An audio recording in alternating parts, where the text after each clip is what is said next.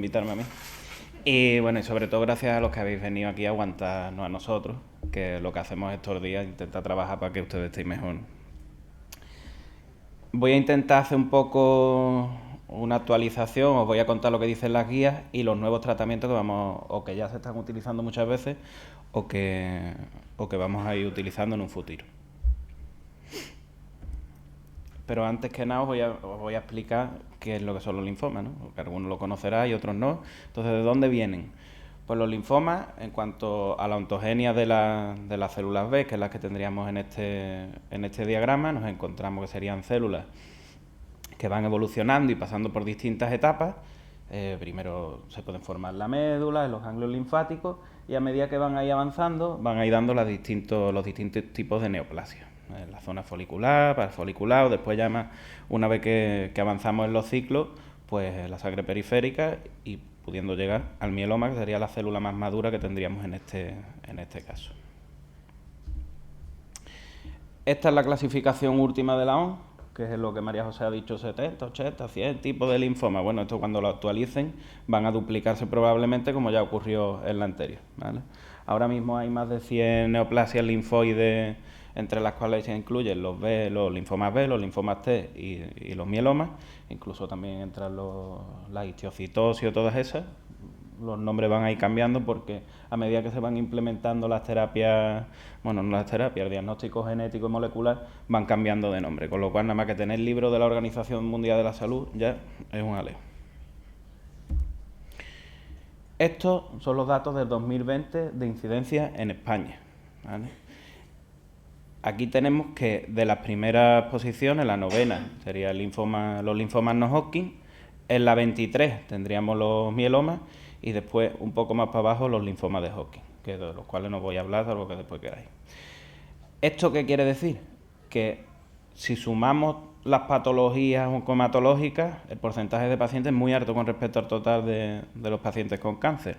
Pero lo que es más importante todavía es que la mortalidad, estamos hablando que con menos pacientes alcanzamos un grupo de pacientes que fallecen en el año pues equivalente a otros tumores más prevalentes. ¿Eso a qué se debe? Bueno, pues que a los linfomas y los mielomas, aunque han ido avanzando muchísimo los tratamientos y la mortalidad ha bajado mucho también, todavía tenemos mucha labor por hacer. Entonces ahí va a ser importante que vayáis apretando un poco los pacientes para que los tratamientos estén disponibles. Antes de empezar un poco a resumiros los distintos tipos de linfoma, los más frecuentes, que al final es de los que vamos a hablar, y del mieloma, aquí tenéis otro esquema de las distintas células que van a ir dando los distintos tipos de neoplasia. Entonces, cuando tenemos la célula madre hematopoyética, es decir, la que produce toda la sangre, se va a ir diferenciando en los progenitores linfoides y de ahí nos vamos a encontrar que divide linfocito B y linfocito T. Los linfocitos T pueden ir dando leucemia a linfocito T o lo que sea, o linfoma, y en el caso de los linfomas B tendríamos la leucemia linfática crónica, que es lo más frecuente que podemos ver aquí, que tampoco voy a hablar de ella, los linfomas y una célula más madura, que sería el mieloma múltiple. ¿Por qué es importante esta diapositiva? Esta diapositiva es muy importante porque a medida que la célula va avanzando en los desarrollos, va adquiriendo una característica, que son los CD. ¿No? Lo habréis escuchado antes, los que habéis utilizado monoclonales y eso. Los CD son clústeres de diferenciación. Lo que quiere decir es que a medida que van pasando y nos permiten identificar las distintas células que van produciendo los distintos tipos de tumores hematológicos, ¿vale? Características, por ejemplo, pues el CD20 de los linfomas B, lo cual después nos va a permitir que también funcionen como dianas terapéuticas. Y ahí es donde viene lo más importante. Os voy a dar un poco de estadísticas, ¿eh? A mí ya me han dado estadísticas, alguien que está aquí. Lo podría explicar mejor, pero bueno. Estas son las curvas de Kaplan-Meier, que las habéis visto, las vais a ver en estadística. Cuando estéis mirando cualquier tipo de tratamiento, comparando los dos tratamientos, esto es lo que os vais a encontrar, ¿vale? Aquí lo que comparamos es la probabilidad de que algo ocurra con el tiempo que eso ocurra en los meses. Entonces, si tenemos la probabilidad de supervivencia comparada con el tiempo en meses, vamos a obtener unas curvas. Ahora en la siguiente vendría una curva que compara lo que va mejor con lo que va peor. Pero antes, los datos en los cuales nos basamos nosotros no es solo la curva, sino en las medianas. Y lo vais a escuchar porque cuando os dicen, os vamos a poner determinado tratamiento, o leéis determinado tratamiento, la mediana de supervivencia, por ejemplo, es de 3 años. Eso lo que quiere decir es que la mitad de los pacientes están vivos a los 3 años. Y eso ocurre lo mismo con lo que vayamos poniendo. Con la supervivencia global, pues decir, la mitad de los pacientes están vivos en esa fecha. Con la supervivencia libre de progresión, pues lo mismo. La mitad de los pacientes están libres de progresar con ese tratamiento tanto tiempo, ¿vale? Y eso va a ser lo que nos va a llevar a una cosa que es lo más importante. ¿Qué es esto? Los pacientes que no recaen, y es lo que quiere decir esta curva, son los que están vivos. Cuando alguien recae una vez, la probabilidad de volver a recaer se aumenta y disminuye en el tiempo, es decir, que se recae antes. Eso es por regla general. Ahora con los distintos tratamientos estamos teniendo tratamientos que rescatan mejor que las primeras líneas, con lo cual esto puede cambiar. Pero por regla general lo que hay que hacer es utilizar lo mejor que tenemos al principio, ¿vale? Y gastarlo, porque después hay veces que no se llega a lo otro. Y ahí es donde un poco el trabajo, la carrera que llevamos con el Ministerio de Sanidad, con los distintos laboratorios, un poco, para intentar utilizar lo mejor lo antes posible. Y eso es lo que los pacientes pues, también tienen que apretar un poco en la medida de lo que podáis. Ahora vamos a empezar con el tratamiento. El tratamiento, lo primero que os voy a contar es cómo elegimos nosotros los tratamientos, ¿no? Porque nos da la gana. Bueno, no. A ver, los tratamientos los elegimos principalmente en base a 3 grupos de factores. El primero, en el caso de los linfomas y los mielomas, qué tipo de linfoma y de mieloma es. No vamos a poner el mismo tratamiento a un linfoma con mieloma, por ejemplo, ¿no? Y va a depender de la histología, por ejemplo. También del estadio. No es lo mismo tener un ganglio en el cuello que tener un ganglio en el cuello y en el resto del cuerpo también. Otro grupo de factores serían el propio paciente. Hay pacientes que no resistirían, por ejemplo, quimioterapia en el momento. A medida que le vamos tratando, mejoran el estado general y podemos cambiarle el tratamiento. Eso puede ser también dinámico, no es inmóvil. Y lo otro que probablemente sea muy importante es el médico. El médico que vaya a llevar o que vaya a organizar esos tratamientos. ¿Por qué? Lo primero que en hematología hay muchas subdivisiones dentro de los hematólogos. Es muy importante los hematólogos que se dediquen específicamente, pues en este caso aquí en Puerta de Mar, a linfoma y mieloma, y que tengan además mucha experiencia. Y otra cosa más importante también, o muy importante al menos, es que también el hospital responda permitiéndonos en cierta medida utilizar los fármacos antes de lo que va aprobando el ministerio o eso, ¿vale? ¿Qué tipo de tratamientos vamos a tener? Pues nada, tenemos la cirugía, la radioterapia, la quimioterapia, hay muchos de ellos, pero principalmente vamos a ir utilizando cada uno para determinadas cosas. En el caso de la cirugía, pues nada, lo más importante es la biopsia, aunque ahora la vamos a hacer líquida, pero la biopsia hay que hacerla a día de hoy por el momento. En determinadas fracturas, las fracturas vertebrales o algo de eso que tenga que operarlo el traumatólogo, ahí vamos a seguir utilizando cirugía. Las radioterapias, que tanto en los linfomas como en los mielomas las podemos utilizar de manera antiálgica, es decir, para intentar evitar dolor de determinadas zonas donde tengan enfermedad. La vamos a utilizar también como consolidación de la respuesta, es decir, después de la quimioterapia, una vez que ha terminado el tratamiento, se da radiación sobre la zona para evitar en cierta medida que se recaiga. El trasplante, que ya lo conocéis, el trasplante de médula tenemos 2 tipos, el trasplante autólogo y el trasplante halogénico. El trasplante halogénico no tiene mucho peso en las enfermedades, en los linfomas y en los mielomas realmente, suele ser relegado a líneas muy tardías, pero el trasplante autólogo de médula sí. El trasplante autólogo de médula en el mieloma es un estándar, los pacientes trasplantables, de hecho ahora lo explicaré en lo que los distingue, y también en los linfomas, principalmente en la recaída o en el linfoma del manto, hay que hacer también como consolidación. Hablaré también de los anticuerpos monoclonales, aunque me voy a parar un poquito. Los CAR-T, que habréis escuchado ahora hablar de los CAR-T, os lo voy un poco más o menos para que lo entendáis, no os lo tenéis que aprender porque no nos lo aprendemos nadie, porque es una cosa que a nivel molecular es muy complicada. Pero para que vayáis conociéndolo, porque son fármacos que en un futuro, y ahora también, pero sobre todo en un futuro, van a cobrar una importancia más relevante de lo que lo tienen. Y después otros fármacos, que los que me han parecido que pueden ser un poco más prometedores y más fáciles de utilizar a corto plazo. Los anticuerpos monoclonales simples fueron los primeros anticuerpos monoclonales que hubo, y lo que hacen es reconocer los CD, que es lo que explicaba antes. Entonces el anticuerpo monoclonal se va paseando por allí por la sangre y en el momento que reconoce una célula que tiene el CD, se pega.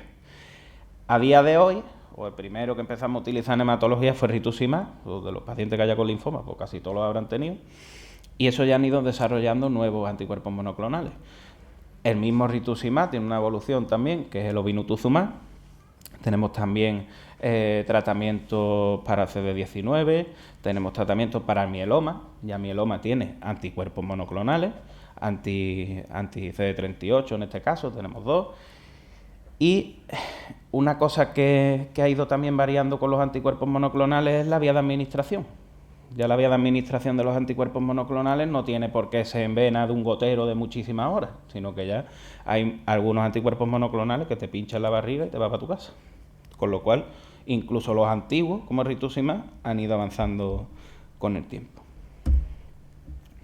Una evolución de los anticuerpos monoclonales simples o antiguos serían los anticuerpos monoclonales conjugados.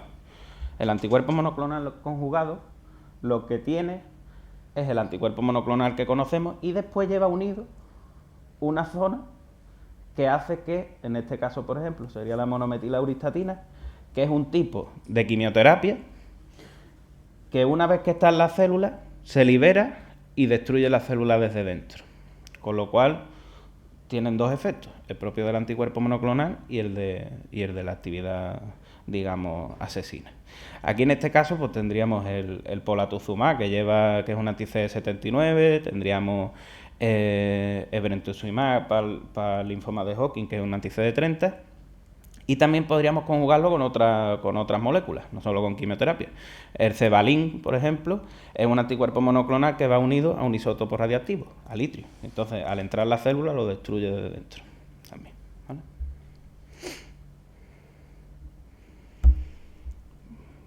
Pero claro, los anticuerpos monoclonales pues siguen avanzando. No solo tenemos los anticuerpos monoclonales conjugados a los simples, sino que tenemos ahora anticuerpos monoclonales biespecíficos. Los anticuerpos monoclonales biespecíficos son los últimos anticuerpos monoclonales que nos encontramos, que probablemente tengan de ventaja sobre los CAR-T, que podemos cogerlo de una estantería y no tenemos que estar preparándolo, y no dependen tanto del paciente, sino que nos dejen ponerlo por el dinero, con lo cual ya nos pelearemos. Esto, ¿qué es lo que hace? Tienen una parte que lo que se une es al linfocito T, de tal manera que es el propio linfocito T al que, al unirlo, lleva a la célula mala junto al linfocito T y hace que se forme una sinergia y lo destruya. Por tanto, estamos aumentando el mecanismo de acción. Aquí tendríamos el teclistamab, el escoritamab, esto ya lo iréis viendo. Hay muchos ensayos clínicos con los anticuerpos monoclonales biespecíficos. No están disponibles tampoco todos los días a día de hoy, pero llegará el momento que sea bastante frecuente. Después de otras moléculas, otros mecanismos de acción, os voy a enseñar aquí el inhibidor de BCL2, que sería el venetoclax. Ya ha hablado María José de la translocación también para utilizarlo. Por tanto, podríamos utilizarlo tanto en linfoma y en mieloma, aunque donde tiene los resultados más espectaculares es en las leucemias. ¿Por qué funcionan todos? Pues también queda un poco de tiempo para hacer estudios. Otro mecanismo de acción, este es un mecanismo muy inteligente, que es que las células tumorales producen PDL1, y el PDL1 es una molécula que hace que, si por allí va un linfocito T, no la ataca. Entonces es un mecanismo de vía de escape. ¿Qué es lo que hacemos con el anti-PDL1? Lo que hace es inhibir al PD1, o sea, un PD1 uniéndose a PDL1, es decir, dos moléculas que se unen, e inhiben la vía por la que se hace resistente. Con lo cual, el linfocito T que pasaba por allí no le hacía caso, ahora le hace caso y mata a la célula. Y aquí viene el CAR-T.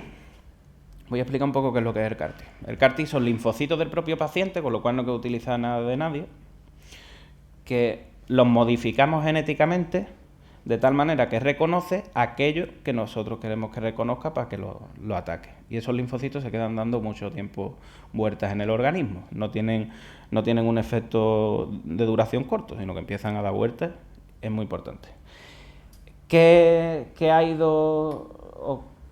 ha venido en el desarrollo del CAR-T? Porque el CAR-T ya llevan un tiempo utilizándolo, ¿no?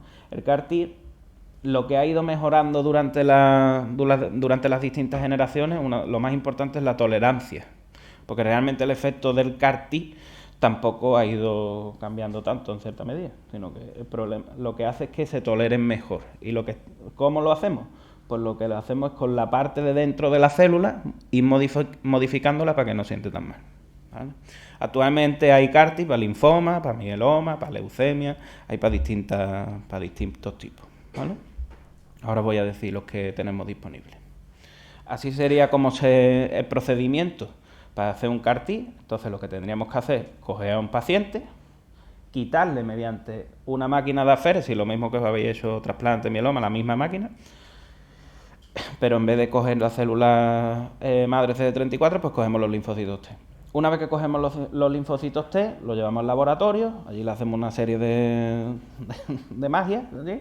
Y lo que hacemos mediante virus, integrar determinado material genético que haga que esos linfocitos se programen para atacar a las células que nosotros queremos.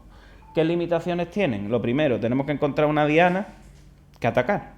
Yo no le puedo decir ataca al linfocito no sé qué. O sea, tenemos que tener un CD, tenemos que tener alguna molécula la cual reconozca al linfocito, ¿vale? Entonces, lo siguiente que hacemos es, le ponemos una quimioterapia al paciente para destruirle la médula de tal manera que no se vaya a atacar al linfocito T que le estamos administrando. Y posteriormente se infunde.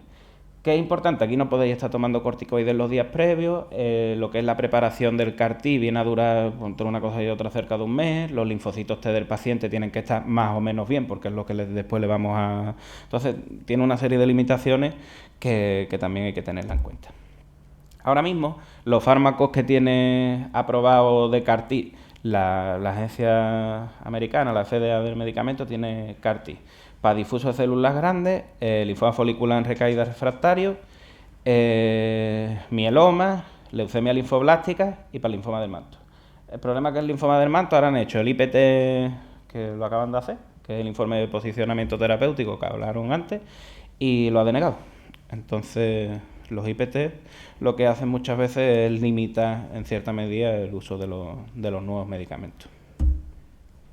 Ahora voy a hablar un poco del mieloma y sobre todo de lo que nos dice la guía, pero antes, ¿qué es lo que ha cambiado en el mieloma? El mieloma la enfermedad de Kale la descubrió hace muchísimos años, pero se trataba con corticoides, después ciclofosfamida, llegó antes el trasplante que las terapias dirigidas, pero desde el 2000 hasta el 2020 había un montón de medicamentos, sobre todo en los últimos 10 años. De hecho, la lenalidomida acaba de perder la patente, es decir, que lleva 20 años de evolución. En los últimos 10 años tenemos bastantes anticuerpos monoclonales, el desarrollo de los CAR-T y las terapias dirigidas que van a ser las que cambien el pronóstico probablemente. Y en el caso del mieloma, pues todas estas dianas terapéuticas son las que tenemos, ¿vale? Tenemos las antiguas, los inhibidores del protosoma, que ahora mismo tenemos 3, tenemos el Velcade, tenemos el carfilzomib y el isazomib, los inmunomoduladores, que tendríamos la lenalidomida, la talidomida y la pomalidomida, ya las conocéis, y después quimioterapia como la bendamustina y los anticuerpos monoclonales, que yo creo que se están convirtiendo en un estándar ahora, ¿vale? Ahora vamos a ver los esquemas de tratamiento que también es importante. Así es como elegimos, o como deberíamos de elegir, o como se elige en casi todos los sitios, el tratamiento para el mieloma. El tratamiento del mieloma hace una distinción entre pacientes trasplantables y pacientes no trasplantables. ¿En qué se basa? Bueno, en la edad, en cómo se encuentren, en muchas razones. Pero lo que hace es diferenciar entre el que está bien y el que está mal. El tratamiento de inducción, que es el tratamiento que se daría de golpe, nada más cuando llega, y que es previo al trasplante en los pacientes trasplantables, el estándar son 3 fármacos. Es el estándar. Pero desde que se ha aprobado el daratumumab ya probablemente no sea el estándar en los sitios que permiten poner toda la medicación, porque hay un poco de recorte con el daratumumab y los precios de financiación no van saliendo por parte del Ministerio, ¿vale? Ahora ya está aprobado en primera línea el Dara-VTD y financiado, pero claro, la talidomida vale más cara que la lenalidomida y la lenalidomida es mejor, con lo cual veremos a ver si van cambiando un poco los esquemas en ese aspecto. Lo que aquí podéis ver es que los pacientes mayores se están beneficiando de tratamientos igual de buenos o más buenos que los pacientes jóvenes. Y es una cosa que también es llamativa. Esto sería la recaída.